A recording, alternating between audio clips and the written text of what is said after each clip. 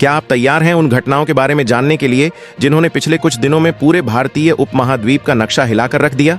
क्या आपने सुना है कि सीमा के पार कुछ ऐसा हुआ जिसे देखकर न केवल पाकिस्तान बल्कि पूरी दुनिया की सांसें थम गई हों?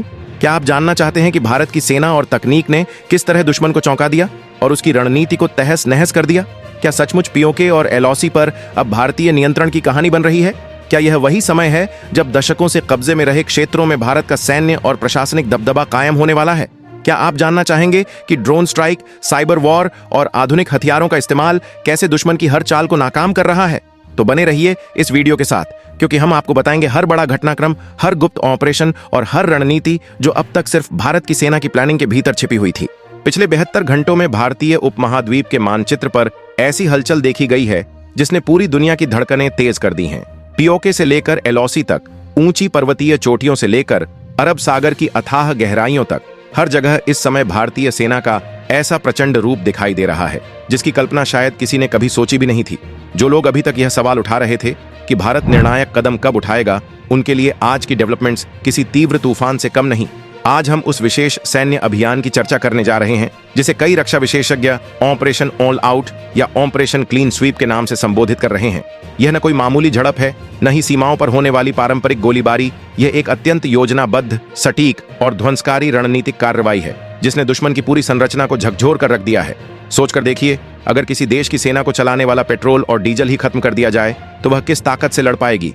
कुछ ऐसा ही परिदृश्य इस वक्त सामने आया है। भारतीय सेना ने लगभग 140 किलोमीटर भीतर प्रवेश कर ऐसा प्रहार किया है कि रावलपिंडी से लेकर इस्लामाबाद तक खामोशी छा गई है। आखिर यह आईएल डेपोर्ट स्ट्राइक क्या है? क्यों अमेरिका ने पाकिस्तान को तुरंत हाई अलर्ट का संदेश भेजा? और सबसे अहम सवाल, क्या पीओके का भारत में विलय अब सिर्फ कुछ दिनों की दूरी पर रह गया है? लेकिन आगे बढ़ने से पहले आपसे एक छोटी सी अपील। अगर आप भी मानते हैं कि भारतीय सेना दुनिया की सबसे शूरवीर और सक्षम सेनाओं में से एक है तो कमेंट में पूरे उत्साह के साथ जय हिंद या भारत माता की जय लिखना मत भूलिए। आपका एक संदेश हमारे वीर जवानों की हिम्मत को कई गुना बढ़ा सकता है। दोस्तों, पिछले 3 दिनों की गतिविधियों पर एक नजर डालिए। यह सब किसी भी तरह साधारण नहीं है। अक्सर खबरें आती थीं कि सीमा पर गोलाबारी हुई या घुसपैठ की कोशिश नाकाम कर दी गई, मगर इस बार हालात कुछ और ही कहानी बयां कर रहे हैं। ऐसी कहानी जो भविष्य में युद्ध रणनीति की किताबों में एक नया अध्याय बन सकती है। पीओके, पाकिस्तान अधिकृत कश्मीर, जिसे पाकिस्तान कभी अपना सुरक्षित मोर्चा समझता था, वही इलाका आज पूरी तरह दहशत में डूबा हुआ है। शुरुआत बीते 72 घंटों में तब हुई जब भारतीय थल सेना और भारतीय वायुसेना ने मिलकर एक संयुक्त कार्रवाई का आगाज किया। शुरुआत में सबको लगा कि यह सामान्य पेट्रोलिंग या कोई सीमित मिशन भर है, लेकिन जैसे जैसे समय आगे बढ़ता गया यह बिल्कुल स्पष्ट हो गया कि इस बार भारत ने बड़ा फैसला ले लिया है। भारत ने ऑपरेशनों की एक पूरी सीरीज चालू कर दी है। एक के बाद एक क्रमबद्ध तरीके से पीओके के भीतर कई महत्वपूर्ण कार्रवाइयां अंजाम दी गई हैं। सबसे पहले भारतीय सेना ने उन रणनीतिक ठिकानों पर वार किया जो भारत की सुरक्षा के लिए लगातार चुनौती बने हुए थे। बेहद सटीक खुफिया जानकारी और पिन पॉइंट एक्यूरेसी की मदद से इन ठिकानों को पूरी तरह नेस्तनाबूद कर दिया गया। मगर यह तो बस शुरुआती कदम था। असल खेल इसके बाद शुरू हुआ। भारतीय आर्म्ड फोर्सेज ने एक ऐतिहासिक और अप्रत्याशित कदम उठाते हुए पीओके के लगभग 150 किलोमीटर के दायरे सामरिक बढ़त हासिल कर ली है। सोचकर देखिए, 150 किलोमीटर की गहराई वही क्षेत्र है जिसे दुश्मन अपनी सबसे सुरक्षित पनाहगाह मानता था, और आज वही इलाका भारतीय रणनीति के प्रभाव में आ चुका है। लेकिन मौजूदा स्थिति यह बता रही है कि अब सिर्फ एलओसी ही नहीं बल्कि पीओके के भीतर भी पाकिस्तान को भारी शर्मिंदगी झेलनी पड़ रही है। पिछले 48 घंटों की जानकारी यह दिखाती है कि पाकिस्तान के अनेक इलाकों में लगातार ब्लैकआउट की स्थिति बनी हुई है। बिजली गायब, नेटवर्क डाउन, संचार व्यवस्था अस्त व्यस्त। ये कोई साधारण तकनीकी खराबी नहीं बल्कि भारत की उस नई रणनीति का हिस्सा है जिसे आधुनिक युद्ध कला में इलेक्ट्रॉनिक वॉरफेयर और साइबर वॉरफेयर कहा जाता है। पाकिस्तान के सैन्य कमांड सेंटर्स एक दूसरे से संवाद तक नहीं कर पा रहे हैं। उनके रडार सिस्टम, वायरलेस उपकरण, सब कुछ मानो अचानक से जड़ हो गया हो। भारत ने उनके संचार ढांचे को पूरी तरह अवरुद्ध कर दिया है। यह वही नया भारत है जो सिर्फ परंपरागत हथियारों पर निर्भर नहीं बल्कि तकनीक के दम पर दुश्मन को मजबूर कर रहा है। दोस्तों, अब अपने दिल को थोड़ा संभाल कर बैठिए, क्योंकि जो अपडेट अब सामने आया है उसने वैश्विक रक्षा विश्लेषकों को पूरी तरह चौंका दिया है। इस बार भारत ने दुश्मन के दिल पर सीधा प्रहार किया है। युद्ध में कहा जाता है कि जीतना है तो विरोधी की सप्लाई लाइन काट दो, और भारत ने बिल्कुल यही किया। रणनीतिक दृष्टि से, जिसे स्ट्रेटेजिक प्लानिंग कहा जाता है, भारत ने पाकिस्तान के सबसे महत्वपूर्ण और सबसे संवेदनशील ठिकाने पर वार किया है, और वह ठिकाना है उनका आईएल डिपो। जी हां, वही विशाल तेल भंडार जिससे पाकिस्तान की पूरी सेना ऊर्जा प्राप्त करती है। जानकारी के लिए बता दें कि यह आईएल डिपोट एलओसी और पीओके से लगभग 140 किलोमीटर दूर स्थित था। यह कोई साधारण पेट्रोल पंप नहीं था, बल्कि वह प्रमुख केंद्र था जहां से पाकिस्तान अपनी सैन्य गतिविधियों को गति देता था। सोचकर देखें, एक फाइटर जेट को उड़ान भरने के लिए क्या चाहिए? एटीएफ यानी एविएशन टरबाइन फ्यूल। एक टैंक को, चाहे वह तपते रेगिस्तान में दौड़ रहा हो या बर्फीले पहाड़ों में चढ़ रहा हो, चलने के लिए सबसे पहले क्या चाहिए? डीजल। और सेना की गाड़ियों व रसद वाहनों को आगे बढ़ाने के लिए भी क्या आवश्यक है? ईंधन। यही वजह थी कि यह ऑयल डिपो पाकिस्तान की युद्धक मशीनरी का दिल माना जाता था। यहीं से उनके फाइटर जेट्स को ईंधन मिलता था, यहीं से उनके टैंकों की ऊर्जा पूरी होती थी। यह जगह किसी साधारण भंडारण केंद्र से कहीं अधिक एक पूरा सैन्य आर्म्स बेस और लॉजिस्टिक्स हब थी। पाकिस्तान आर्मी के लगभग हर हेडक्वार्टर्स तक तेल की सप्लाई इसी डिपो से भेजी जा रही थी। और सिर्फ सेना ही नहीं, खुफिया इनपुट बताते हैं कि इसी तेल केंद्र की आड़ में पाकिस्तान कई आतंकी संगठनों को भी समर्थन पहुंचा रहा था। उनकी गाड़ियों, जनरेटरों और घुसपैठ के साधनों के लिए आपूर्ति इसी केंद्र से मिलती थी। पाकिस्तान ने अपनी संपूर्ण सुरक्षा व्यवस्था इस एक डिपो पर आधारित कर दी थी, लेकिन उन्हें अंदाजा भी नहीं था कि भारत की बाज जैसी निगाहें बहुत पहले से इस जगह को चिन्हित कर चुकी थीं। भारत को इस ठिकाने की गतिविधियों की पूरी जानकारी थी। हमारी खुफिया एजेंसियां, फील्ड जासूस और सैटेलाइट्स लगातार इसकी निगरानी कर रहे थे। और जैसे ही सही समय आया, भारत ने अपना सबसे निर्णायक वार कर दिया। अब आप सोच रहे होंगे, आखिर तेल के डिपो को ही क्यों चुना गया? क्या यह सिर्फ एक धमाका करने भर का कदम था? नहीं दोस्तों, इसके पीछे भारत की गहरी रणनीति छिपी है। इस ऑयल डिपो को निशाना बनाने का अर्थ है पाकिस्तान की सेना को लगभग असहाय बना देना। जैसे ही यह सूचना सामने आई कि भारत ने लगभग 140 किलोमीटर भीतर प्रवेश कर इस डिपो को मिट्टी में मिला दिया है, पाकिस्तान के सत्ता गलियारों में अफरा तफरी मच गई। वहां की सरकार से लेकर सेना तक पूरी तरह विचलित हो चुकी है। उन्हें यह समझ ही नहीं आ रहा कि इस स्थिति का जवाब किस तरह दिया जाए। हालात इतने बिगड़ गए हैं कि अमेरिका को हस्तक्षेप करना पड़ा है। अमेरिकी इंटेलिजेंस एजेंसियों ने पाकिस्तान को चेतावनी जारी करते हुए साफ कहा है, संभल जाओ, क्योंकि भारत की यह कार्रवाई सिर्फ ट्रेलर है, असली फिल्म अभी बाकी है। अमेरिका का आकलन है कि इस ऑयल डिपो के ध्वस्त होने के बाद भारत अब अपनी अगली और कहीं बड़ी रणनीतिक चाल चलने की स्थिति में आ गया है। यह कदम किसी आवेश में नहीं, बल्कि एक लंबी सोच और योजनाबद्ध रणनीति का हिस्सा है। जब दुश्मन के पास ईंधन ही उपलब्ध नहीं होगा, तो वह अपने फाइटर जेट्स को उड़ान नहीं दे पाएगा। और जब आसमान दुश्मन के विमानों से खाली हो जाएगा, तब जमीनी मोर्चों पर भारतीय सेना के लिए आगे बढ़ना कई गुना आसान हो जाएगा। यही है भारत की कूटनीतिक और सैन्य शक्ति का उभरता हुआ नया स्वरूप। भारत अब केवल सीमाओं की सुरक्षा तक सीमित नहीं रहा, बल्कि उसने अपने ऑपरेशंस का दायरा बढ़ाते हुए सीधे दुश्मन के इलाके में जाकर जवाब देने की नीति अपनाई है। सोचकर देखिए, किसी देश की सेना के पास हथियार भले मौजूद हों, लेकिन उन्हें चलाने के लिए आवश्यक ईंधन अगर समाप्त हो जाए तो उनका मनोबल कितनी तेजी से गिरता है। ठीक यही मानसिक टूटन अभी पाकिस्तान झेल रहा है। भारत ने रात्रि के भीतर ही अपनी स्पेशल फोर्सेस को सक्रिय कर दिया। यह वह दृश्य है जिसे आप अक्सर फिल्मों में देखते हैं, लेकिन इस बार यह पूरी तरह वास्तविकता है। भारत की 3 सबसे खतरनाक और प्रीमियम कमांडो यूनिट्स, पारा एसएफ, नौसेना के समुद्री जमीनी युद्ध विशेषज्ञ मार्कोस और वायुसेना की अभेद्य ताकत गरुड़ कमांडोज, इन तीनों को एक साथ ऑपरेशन थिएटर में तैनात कर दिया गया है। इसे सैन्य भाषा में जॉइंट डॉक्ट्रिन कहा जाता है। इसके संकेत काफी समय से दिखाई दे रहे थे, लेकिन अब यह पूरी तरह जमीनी हकीकत बन चुका है। भारत ने स्पष्ट कर दिया है कि अब मामला सीमित स्ट्राइक का नहीं है।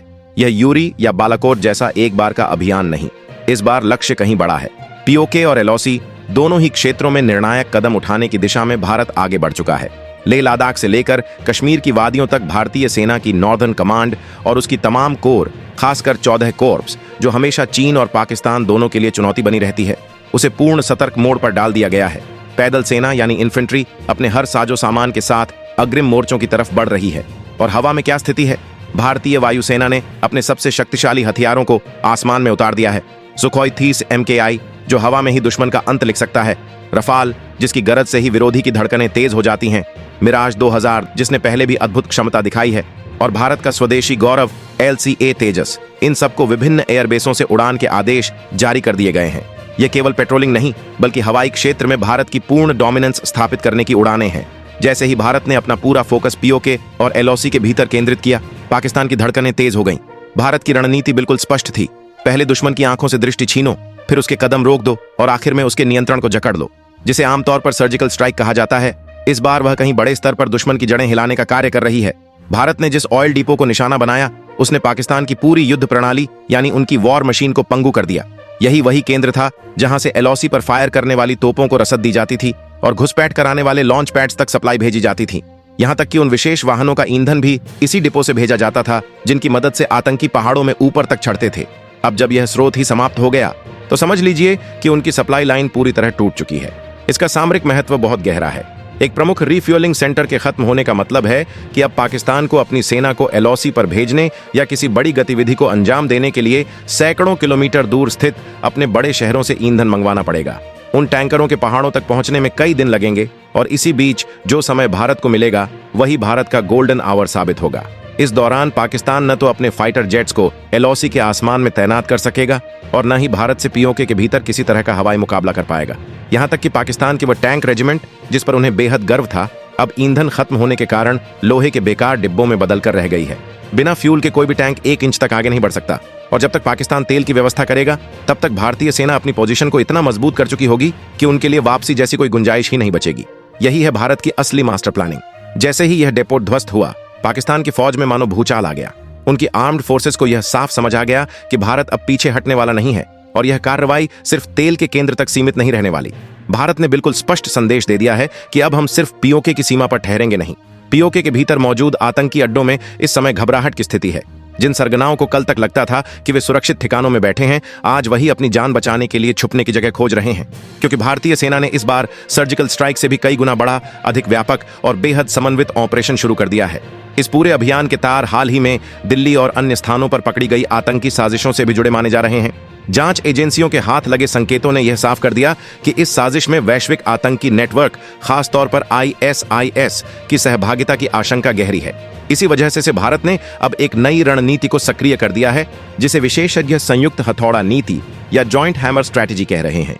इसका मतलब है एक ही समय में जमीन से, आसमान से और डिजिटल मोर्चे से कोऑर्डिनेटेड वॉर। भारत की साइबर यूनिट ने पाकिस्तान की सैन्य कम्युनिकेशन चेन को इस हद तक निष्क्रिय कर दिया है कि उनकी यूनिट्स आपस में बात करने के लिए लगभग आदिम तरीकों पर उतर आई हैं। इस भ्रम और तकनीकी अंधेरे का फायदा भारतीय स्पेशल फोर्सेस बखूबी उठा रही हैं। क्या आप जानते हैं कि एलओसी के नजदीक मौजूद कुल 17 प्रमुख लॉन्चिंग पैड्स को एक साथ टारगेट किया गया है? हाँ, पूरे 17 ठिकाने, जिन्हें मिसाइलों और प्रिसीजन ड्रोन स्ट्राइक के जरिए कुछ ही मिनटों में खंडहर में बदल दिया गया। ये ड्रोन आमतौर पर दिखने वाले छोटे यूएवी नहीं, बल्कि हाईटेक कमिकाजे ड्रोन्स और उन्नत सर्विलांस ड्रोन हैं, जो अपने लक्ष्य को लगभग शून्य त्रुटि के साथ भेदते हैं। और दोस्तों, समुद्र की दिशा को नजरअंदाज मत कीजिए। भारतीय नौसेना का योगदान भले ही आपकी टीवी स्क्रीन पर खुलकर न दिखे, लेकिन असल जंग में वह एक निर्णायक भूमिका निभा रही है। अरब सागर में तैनात भारत के 2 विशाल जहाज आईएनएस विक्रमादित्य और स्वदेशी शक्ति का प्रतीक आईएनएस विक्रांत इस समय पाकिस्तान के समुद्री मार्गों पर पूरी तैयारी के साथ फुल लॉक मोड में खड़े हैं। इसे एक तरह का नेवल ब्लॉकेड ही समझिए। पाकिस्तान चाहे जितना भी कोशिश करे, उसकी पनडुब्बियां हों या युद्धपोत, वे भारतीय तटों की ओर रुख करने की स्थिति में नहीं है। जिस समुद्री रास्ते से उन्हें सहायता मिल सकती थी या जिससे वे कोई कार्रवाई कर पाते, उसे भारतीय नौसेना ने लगभग पूरी तरह बंद कर दिया है। यानी भारत ने पाकिस्तान को ऐसे घेरे में जकड़ दिया है जिसकी ऊपर से मानो आग बरस रही है, जिसकी सीमाएं लगातार आगे धकेली जा रही हैं और जिसका जमीन तक अस्थिर हो चुकी है। इसी दौरान भारतीय खुफिया तंत्र, खासतौर पर रॉ और ग्राउंड लेवल इंटेलिजेंस ने एक बड़ा रहस्य उजागर किया है। पता चला है कि पीओके के भीतर कई शांतिप्रिय गांवों को पाकिस्तान ने जबरदस्ती आतंकियों के ठिकानों में तब्दील कर दिया था। स्थानीय नागरिकों को मानव ढाल बनाकर इन इलाकों में बंकर बसाए गए, जिन्हें भारत के खिलाफ दहशत फैलाने के लिए इस्तेमाल किया जा रहा था। इस बार भारत ने निश्चय कर लिया है कि केवल आतंकियों का सफाया ही नहीं, बल्कि उस पूरी मशीनरी, उस पूरे ढांचे को खत्म करना है जो आतंकवाद को पनाह देता है। इसलिए अब उद्देश्य सिर्फ ठिकानों को उड़ाना नहीं, बल्कि वहां प्रशासनिक नियंत्रण यानी एडमिनिस्ट्रेटिव कंट्रोल स्थापित करना है। एलओसी के केरन सेक्टर, उरी, कुपवाड़ा, पुंछ और राजौरी जैसे संवेदनशील क्षेत्रों में भारतीय सेना ने अपनी भारी मारक क्षमता वाली आर्टिलरी, जैसे शक्तिशाली बोफोर्स और प्रचंड हॉविट्जर्स को सक्रिय कर दिया है। इन तोपों की एक गर्जना ही पाकिस्तान की चौकियों को कुछ ही पलों में मिट्टी में मिला देने के लिए काफी होती है। आप यह वीडियो देख ही रहे होंगे, तब तक संभव है कि पाकिस्तान के कई और बंकर जमीन हो चुके हों। अपनी पुरानी आदत के मुताबिक पाकिस्तान ने जवाबी गोलीबारी की नौटंकी करने की कोशिश तो की, लेकिन इस बार नतीजा पूरी तरह उलट था। उनकी हर गोली का जवाब भारत ने सीधा गोले से दिया।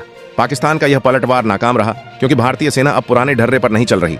अब यह टिट फॉर टैट नहीं, बल्कि रणनीतिक आधिपत्य है। भारतीय सेना की माउंटेन ब्रिगेड, जिसे पहाड़ी युद्ध क्षमता में दुनिया में सबसे श्रेष्ठ माना जाता है, उसने रात की घोर अंधेरी में ऐसा अभियान अंजाम दिया है जिसने पाकिस्तान ही नहीं, पूरी दुनिया को हैरत में डाल दिया है। पीओके के 3 अहम सामरिक ठिकानों, जिन्हें आप कोडनेम तमा, जावा और मंदिर पॉइंट के रूप में समझ सकते हैं, को अपने नियंत्रण में लेने के लिए भारत ने एक साइलेंट इन्फिल्ट्रेशन ऑपरेशन शुरू किया। बिना किसी आवाज के, बिना दुश्मन को जरा सा भी अंदेशा दिए, भारतीय कमांडोज इन चोटीदार स्थानों तक पहुंच गए। और कमाल यह है कि महज चंद पलों में, लगभग 1.5 घंटे से भी पहले, इन ऊंचाइयों पर भारत का तिरंगा लहरा उठा। यह सूचना जब पाकिस्तान की सैन्य कमान तक पहुंची तो वहां खलबली मच गई। ये मामूली लोकेशन नहीं थे, बल्कि वे ऊंचे स्ट्रेटेजिक पॉइंट्स थे, जहां से पाकिस्तान भारतीय गतिविधियों पर नजर रखता था। अब खेल पूरी तरह पलट गया। भारत ऊंचाई से हावी है और पाकिस्तान नीचे दबाव में। इसके बाद भारतीय सेनाओं ने उनके सप्लाई नेटवर्क पर वार किया। नाइट विजन सिस्टम और सैटेलाइट मॉनिटरिंग की मदद से वे छिपे हुए रास्ते, गुप्त सुरंगें और पहाड़ी गुफाएं खोज निकाली गईं, जिन पर पाकिस्तान को पूरा भरोसा था।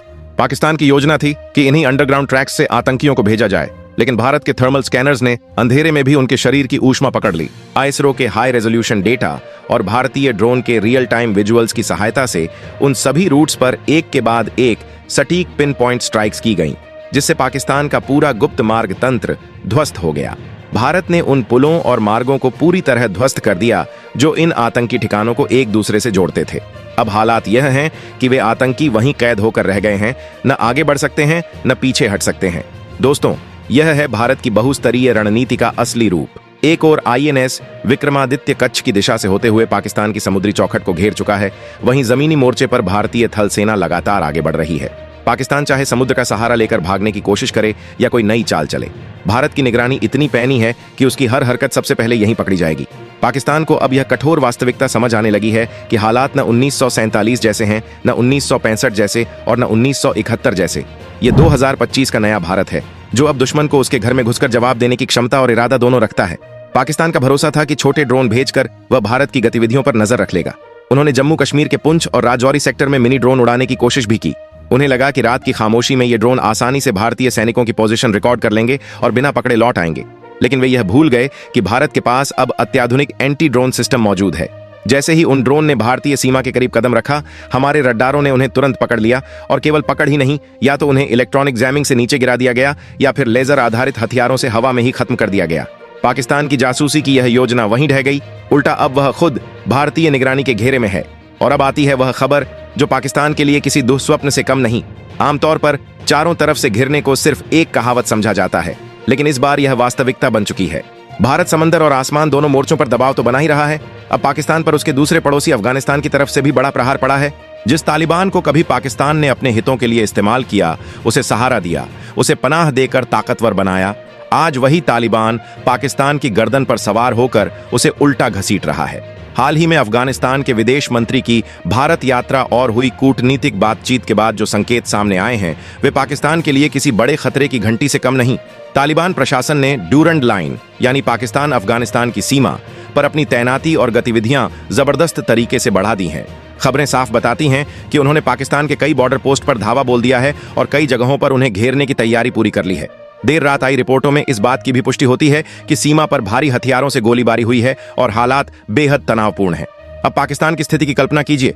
पूरब में भारत की विशाल और सक्रिय सैन्य शक्ति, पश्चिम में तालिबान का प्रहार, दक्षिण की तरफ समुद्र में भारतीय नौसेना का मजबूत घेरा और ऊपर आसमान में भारतीय वायुसेना की दहाड़। इन सब के बीच देश के भीतर बिजली की कटौती, संचार में बाधा और तेल की किल्लत जैसे संकट। यह किसी आधुनिक चक्रव्यूह से कम नहीं है। जिस तुर्की को पाकिस्तान अपना सबसे बड़ा दोस्त और मुश्किल समय का सहारा मानता था, वही अब स्थिति को देखते हुए पीछे हटता दिख रहा है और स्पष्ट संकेत दे रहा है कि वह इस टकराव में हाथ नहीं जलाने वाला। भारत की कूटनीति ने इस बार ऐसा प्रभाव छोड़ा है कि दुनिया के बड़े शक्तिशाली देश या तो खुलकर भारत के साथ खड़े हैं या फिर रणनीतिक चुप्पी साधे हुए हैं। इस पूरे अभियान में भारत ने सिर्फ सैन्य कौशल नहीं दिखाया, बल्कि रणनीतिक बुद्धिमत्ता का भी उत्कृष्ट उपयोग किया। हमारी साइबर यूनिट्स ने जो ऑपरेशन अंजाम दिए, वे आने वाले वर्षों में वैश्विक सैन्य स्कूलों में उदाहरण बनकर पढ़ाए जाएंगे। पाकिस्तान के अलग अलग सैन्य केंद्रों पर सटीक साइबर हमले करके उनके संचार नेटवर्क को ठप कर देना, यही वह पहला वार था जिसने जीत की दिशा तय कर दी।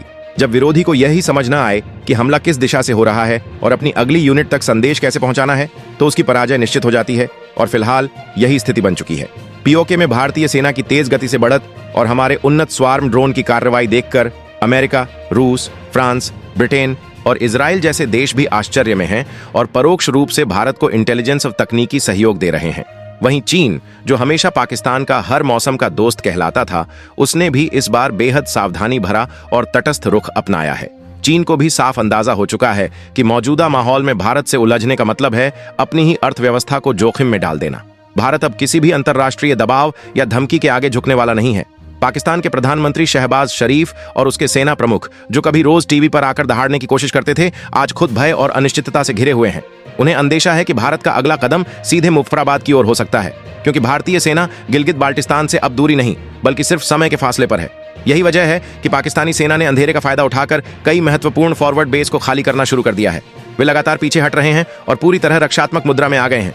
जिन पोस्ट पर वे पहले अकड़कर खड़े होते थे, आज वहां सन्नाटा पसरा है। लेकिन भारतीय सेना की चौकन्नी नजरें इतनी पैनी हैं कि पाकिस्तान का हर कदम, हर ट्रक की आवाजाही, किस चौकी को कब छोड़ा गया, सब कुछ रिकॉर्ड हो रहा है। भारत द्वारा इन 3 प्रमुख सैन्य बिंदुओं को निशाना बनाए जाने के बाद पाकिस्तान की युद्ध मशीनरी लगभग निष्क्रिय हो चुकी है। अब वैश्विक रक्षा विश्लेषक और दुनिया के बड़े मीडिया नेटवर्क ये खुलकर कह रहे हैं कि अगर भारत इसी गति और इसी रणनीतिक दृढ़ता से आगे बढ़ता रहा तो बहुत जल्द पीओके में भारत का प्रशासनिक नियंत्रण स्थापित हो जाएगा। भारत का तिरंगा, भारत के कानून और भारत की संवैधानिक सत्ता पूरी तरह लागू दिखाई देगी। दशकों से जिसे हम अपना अंग मानते थे लेकिन जिस पर दुश्मन का कब्जा था, उस पीओके की वापसी अब पहले से अधिक नजदीक दिखने लगी है। यह वह घड़ी है जब हर भारतीय का आत्मविश्वास और गर्व नई ऊंचाइयों पर होना चाहिए। हमारी सेना ने साबित कर दिया है कि राष्ट्र की सुरक्षा के लिए वह किसी भी सीमा तक जा सकती है। यह अभियान स्पष्ट संकेत है कि भारत अब सिर्फ रक्षा नहीं करता, बल्कि सक्रिय और तेज तर्रार आक्रामक रणनीति पर काम कर रहा है। अब बड़ा सवाल यही है, क्या पाकिस्तान अपनी पुरानी हरकतें छोड़ देगा या अपनी गिरती अंतर्राष्ट्रीय छवि बचाने के लिए एक और मूर्खतापूर्ण कदम उठाएगा? पर जो भी हो, भारतीय सेना पूरी तैयारी, अदम्य साहस, असाधारण क्षमता और अटल आत्मविश्वास के साथ पाकिस्तान की हर चाल, हर भ्रम और हर आक्रामक प्रयास को मात देने के लिए तत्पर खड़ी है। आज भारत की सैन्य शक्ति सिर्फ हथियारों तक सीमित नहीं है। यह एक ऐसी विचारधारा है जिसमें अनुशासन है, तकनीक है, धैर्य है और निर्णायक कार्रवाई की क्षमता है। सीमा पर तैनात हर जवान से लेकर ऑपरेशन रूम में बैठे हर रणनीतिक अधिकारी तक, हर कोई राष्ट्र की सुरक्षा के लिए एकजुट होकर वह काम कर रहा है जो इतिहास में सुनहरे अक्षरों में दर्ज होगा। वर्तमान परिदृश्य जितना जटिल दिखता है उतना ही महत्वपूर्ण भी है, और यहीं खड़ा होता है वह बड़ा सवाल। आप इस पूरे घटनाक्रम को किस नजरिए से देखते हैं? क्या यह सिर्फ सीमा पर बढ़ते तनाव की एक और कड़ी है, या यह वह निर्णायक मोड़ है जहां भारत दशकों पुराने अन्याय को खत्म कर सकता है? क्या वाकई यह पीओके की वापसी का सबसे सही, सबसे रणनीतिक और सबसे प्रभावी समय माना जा सकता है, या हमें इसे एक बड़े भू राजनीतिक खेल की तरह देखना चाहिए जिसमें हर कदम सोच समझकर और दीर्घकालिक दृष्टि के साथ उठाया जाना आवश्यक है? सोचिए, अगर आज भारत इतने मजबूत, इतने आत्मविश्वासी और इतने तकनीकी रूप से उन्नत मोड़ में है, तो क्या दुनिया की परिस्थितियां भी हमारे पक्ष में हैं? क्या अंतर्राष्ट्रीय मंच भी यह संकेत दे रहा है कि भारत अब एक वैश्विक शक्ति के रूप में अपने स्थान को और दृढ़ता से परिभाषित कर सकता है? यह सिर्फ एक क्षेत्रीय विवाद नहीं, बल्कि आने वाले दशकों की दिशा तय करने वाला समय है। इसीलिए आपके विचार हमारे लिए अत्यंत महत्वपूर्ण हैं। नीचे दिए गए कमेंट बॉक्स में अपने सुझाव, अपनी राय और अपना दृष्टिकोण अवश्य साझा करें। आपकी हर टिप्पणी इस चर्चा को और गहराई देती है, नए प्रश्न खड़े करती है और उन लाखों दर्शकों को प्रेरित करती है जो इस विषय को गंभीरता से समझना चाहते हैं। आपकी सोच न सिर्फ इस वीडियो को समृद्ध बनाती है, बल्कि राष्ट्रीय मुद्दों पर जागरूकता बढ़ाने में भी अहम भूमिका निभाती है। इसलिए निडर होकर अपनी बात लिखें। आपकी आवाज की ताकत ही इस संवाद को जीवंत रखती है। आपकी एक लाइन भी महत्वपूर्ण है, क्योंकि यह मुद्दा सिर्फ आज का नहीं, बल्कि आने वाली पीढ़ियों का है। हालांकि पिछले 72 घंटों से सोशल मीडिया, कुछ पोर्टल्स, कई स्वतंत्र ब्लॉग्स और अनौपचारिक स्रोतों में पीओके में बड़े पैमाने पर सैन्य ऑपरेशन, एलओसी पर व्यापक कार्रवाई, कथित ड्रोन स्ट्राइक, ईंधन डिपो के नष्ट होने, सीमा पार ठिकानों के ध्वस्त होने और कई आतंकी कमांडरों के ढेर होने जैसे दावों की चर्चा अत्यधिक तेज हो गई है। लेकिन यह समझना बेहद जरूरी है कि अब तक भारत सरकार, रक्षा मंत्रालय, भारतीय सेना या किसी भी आधिकारिक एजेंसी ने इन घटनाओं की कोई पुष्टि सार्वजनिक रूप से नहीं की है। सोशल मीडिया की गति तेज होती है और ऐसे प्लेटफॉर्म पर अफवाहें, अटकलें और अपुष्ट सूचनाएं अक्सर बहुत जल्दी फैल जाती हैं। कई विवरण जैसे ऑपरेशन के संभावित कोड नेम, कार्रवाई की वास्तविक गहराई, नुकसान का सटीक स्तर, समुद्री मोर्चे पर किसी प्रकार की घेराबंदी, हवाई ऑपरेशन की तीव्रता या दुश्मन की संरचनाओं के पूरी तरह समाप्त होने की खबरें अभी भी केवल अनुमान, अनौपचारिक बातचीत, अपुष्ट सूत्रों या सोशल मीडिया आधारित दावों पर आधारित प्रतीत होती हैं। इनमें से कुछ सूचनाएं शायद वास्तविक घटनाओं का संकेत हो सकती हैं, लेकिन कई बार इस तरह की जानकारी बिना ठोस प्रमाण के वायरल होती रहती है। ऐसे हालात में किसी भी निष्कर्ष पर पहुंचने से पहले सावधानी, विवेक और तथ्य आधारित मूल्यांकन अत्यंत आवश्यक हो जाता है। जब तक अधिकृत एवं विश्वसनीय संस्थाओं जैसे भारतीय सेना, रक्षा मंत्रालय या आधिकारिक प्रवक्ताओं की ओर से प्रमाणित और स्पष्ट जानकारी सामने नहीं आ जाती, तब तक जमीनी हकीकत को अंतिम रूप से स्वीकार नहीं किया जा सकता। भारत की सेना और सरकारी एजेंसियां कई बार सुरक्षा कारणों से ऑपरेशन की जानकारी सार्वजनिक नहीं करती। इसलिए वास्तविकता का चित्र तभी स्पष्ट होता है जब आधिकारिक बयान जारी होते हैं। इसलिए वर्तमान स्थिति को समझने के लिए हमें धैर्य रखना चाहिए और हर वायरल जानकारी को सच मान लेने की जल्दबाजी से बचना चाहिए।